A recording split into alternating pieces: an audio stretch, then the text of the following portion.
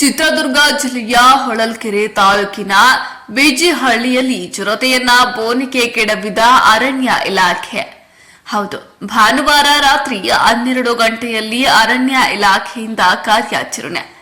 ಗ್ರಾಮದ ಹೊರವಲಯದ ಹಸುವನ್ನು ತಿನ್ನಲು ಬಂದಿದ್ದ ಚಿರತೆಯನ್ನ ಬೋನಿಗೆ ಕೆಡವಲು ಅರಸಾಹಸ ಪಟ್ಟಿದ್ದ ಅರಣ್ಯ ಇಲಾಖೆ. ಇತ್ತೀಚೆಗೆ ಗಿಲಿಕೆನಹಳ್ಳಿಯ ಮಹಿಳೆ ಮೇಲೆ ಎರಗಿದ್ದ ಚಿರತೆಯ ಜಾಡು ಹಿಡಿದು ಕೊನೆಗೂ ಬಂಧಿಸಿದ ಅರಣ್ಯ ಇಲಾಖೆ.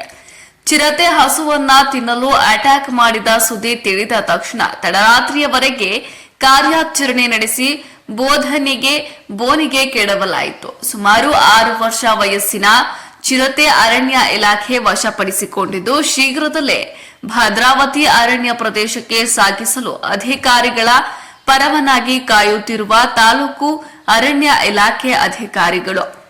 ತಹಸೀಲ್ದಾರ ವಿಜಯಕುಮಾರ್, ಅರಣ್ಯಾಧಿಕಾರಿ ಸತೀಶ್ ನೇತೃತ್ವದಲ್ಲಿ ಕಾರ್ಯಾಚರಣೆ.